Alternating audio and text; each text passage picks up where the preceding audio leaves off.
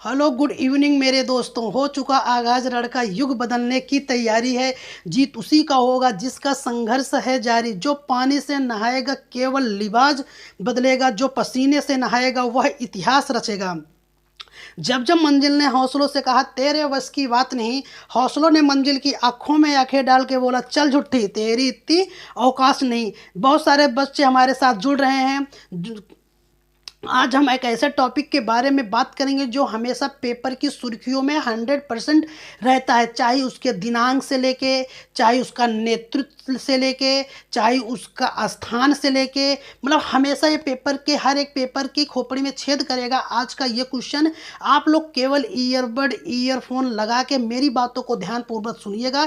केवल वीडियो बहुत लंबी नहीं होगी, छोटी वीडियो होगी, लेकिन पेपर की दृष्टि से ये 5 से 10 मिनट की वीडियो आपका नंबर 100% पक्का करेगी। मैं वादे के साथ कहता हूँ। आप लोग फिर बोलोगे सर ने बहुत अच्छी बात बताई थी कि अगर 5 मिनट का वीडियो देख लिए होते शायद 1 या 2 नंबर हमारा बन जाता। अगर पेपर में आपका 1 या 2 नंबर सही होता है, समझ लो आप कितने बच्चों से आगे जा सकते हो। जी हाँ, आज हम बात करने वाले हैं महात्मा गांधी के एक ऐसे आंदोलन के बारे में जो बहुत महत्वपूर्ण था। चाहे हिंदू हो गया, मुस्लिम हो गया, सिख हो गया, जैन हो गया, बौद्ध हो गया, सभी के बारे में, इस आंदोलन के बारे में चर्चा किया गया है।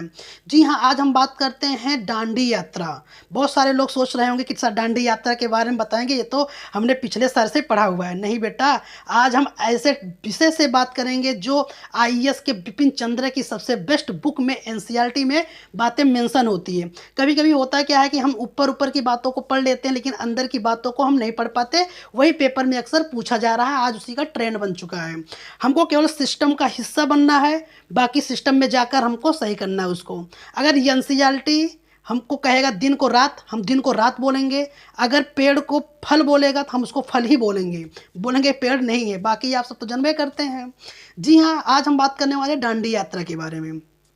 आपको पता होगा कि दांडी यात्रा 12 मार्च से लेके 6 अप्रैल के बीच में यात्रा स्टार्ट की गई थी। स्टार्ट करने का पीछे का रीज़न क्या होता है, क्योंकि 1930 में सविनय अवज्ञा आंदोलन की शुरुआत होनी रहती है।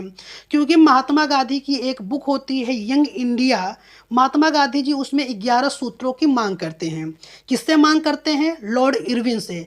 सुनो इरविन, गांधी जी बोलते हैं कि सुनो इरविन, हम 11 सूत्री मांग रखेंगे, अगर इसमें से हमारा एक भी आप लोग मना किए, हम जो है यहाँ पे धरना प्रदर्शन करेंगे, वो भी बड़ा हिंसा धरना प्रदर्शन करेंगे। आपको पता है कि सविनय अवज्ञा आंदोलन एक राष्ट्रीय आंदोलन था। गांधी जी की ये बुक बहुत इंपॉर्टेंट है बेटा। गांधी जी की 11 सूत्री मांग यंग इंडियन पुस्तक में की गई थी। तो जब गांधी जी इरविन को पत्र लिखा और 11 सूत्री मांग को लेकर उनको प्रस्ताव भेजा, तो लॉर्ड इरविन ने कहा चलो ठीक है, हम इस पर विचार करेंगे। लेकिन उस ज़माने में ना तो फेसबुक हुआ करता था, ना तो ट्विटर हुआ करता था, ना तो व्हाट्सअप हुआ करता था।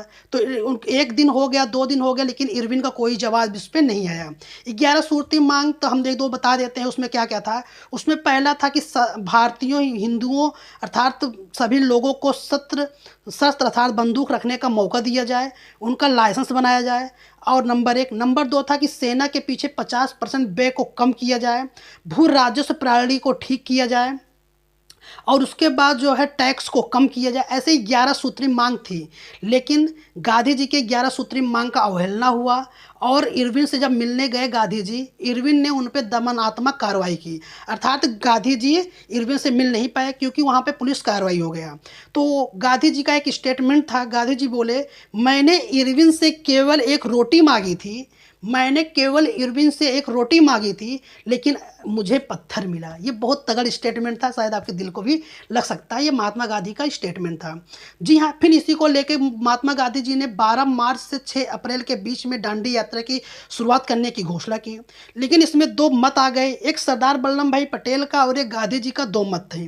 गांधी जी बोलते थे कि हम इस पर नमक कर तोड़ेंगे, लेकिन पटेल बोलते थे ना जी, हम इस पे नमक का नहीं तोड़ने वाले, हम भू राजस्व का मुद्दा लेंगे। गांधी जी से जब सरदार वल्लभ भाई पटेल ने पूछा कि आप नमक कर क्यों तोड़ेंगे, नमक का विरोध क्यों करेंगे, गांधी जी बोलते हैं कि नमक पर बहुत ज़्यादा टैक्स लग रहा है। आपको हम एग्जांपल देके बताते हैं। जो 50 पैसे अर्थात 25 पैसे का नमक अंग्रेज लोग खरीदते थे, उसको भारत में लगभग 150 से 200 रुपए में बेचते थे। अब आप सोचो 25 पैसे का चीज़ अगर 150 रुपए में बेचा जाएगा तो भाई सबको खलेगा। तो गांधी जी बोले कि पहला नियम। दूसरा बोले कि दूसरा कारण ये है कि हिंदू हो या मुस्लिम हो या जैन हो या किसी भी मजहब या धर्म के व्यक्ति हों, उनके थाली में नमक होता है। अगर हम थाली का मुद्दा लेंगे तो हमारे पास बहुत सारे समुदाय के व्यक्ति हमारे साथ जुड़ेंगे और नमक का विरोध करेंगे, और नमक के विरोध जब होगा, नमक पर टैक्स कम होगा, तो हमारा ये आंदोलन समाप्त हो जाएगा और हम स्वतंत्र हो जाएंगे। जी हाँ, फिर गांधी जी नहीं मानते हैं। गांधी जी अपने 78 सहयात्रियों के साथ और स्वयं एक लोग खुद थे, मतलब 78 प्लस 1 बराबर 79 लोग थे टोटल। पूछा जाता है पेपर में, दांडी यात्रा में टोटल कितने लोग थे? 79 लोग थे टोटल, नहीं तो 78 ही लोग थे। जी हाँ, 12 मार्च से गांधी जी गुजरात के साबरमती से अपनी यात्रा को स्टार्ट करते हैं। 12 मार्च से 6 अप्रैल 1930 तक यात्रा चलती है। 12 मार्च से गांधी जी साबर से निकल पड़ते हैं और 5 अप्रैल 1930, डेट याद रखिएगा, 5 अप्रैल 1930 को गांधी जी दांडी पहुंच जाते हैं। लेकिन 6 अप्रैल 1930 में गांधी जी नमक का गोला बनाते हैं और उसको फोड़ते हैं, अर्थात यहीं से नमक कर कानून का विरोध होता है। अगर हम बात करते हैं भारत में नमक कर का बहुत सारा विरोध हुआ, तमाम स्थानों पर लोगों ने विरोध किया, लेकिन उसमें हमारे एक सुभाष चंद्र बोस थे। थोड़ी सुभाष चंद्र बोस के बारे में हिस्ट्री जान लेते हैं। 23 जनवरी को सुभाष चंद्र बोस की जयंती के रूप में पराक्रम दिवस मनाते हैं। सुभाष चंद्र बोस वही हैं जिन्होंने 1938 में हरिपुरा कांग्रेस का अधिवेशन किए थे, और गांधी जी के इस पद यात्रा को उन्होंने 2 चीज़ों से तुलना की। ऐसा बेटा मैं नहीं बोल रहा, बिपिन चंद्रा की आईएएस की किताब में लिखा हुआ है, आप लोग पढ़ सकते हो। गांधी जी की पद यात्रा की तुलना किसने किया? सुभाष चंद्र बोस ने किया। बहुत इंपॉर्टेंट है। उन्होंने बताया कि पहला तुलना उन्होंने कहा कि नेपोलियन बोनापार्ट के पेरिस समझौते से, नेपोलियन बोनापार्ट के पेरिस समझौते से उन्होंने जो है पद यात्रा से गांधी जी की तुलना की। नंबर 2, उन्होंने रोम के मोनालसिया के नाम से उन्होंने इसकी तुलना किया। जी हाँ, फिर उसके बाद ये पूरी यात्रा का डिस्टेंस कितना था? अगर मील में पूछा जाएगा 240 या 241 मील, क्योंकि दोनों मेंशन है किताब में, 240 और 241 मील की यात्रा थी। किलोमीटर में पूछे 385 या 390 किलोमीटर की यात्रा थी। ओवरऑल कहने का मतलब है कि 12 मार्च से दांडी यात्रा शुरुआत हुई थी, 6 अप्रैल में नमक बना के तोड़ा गया, साबरमती से यह स्टार्ट हुई थी, 5 अप्रैल 1930 में गांधी जी दांडी पहुंचे और 6 अप्रैल को नमक बना के तोड़े।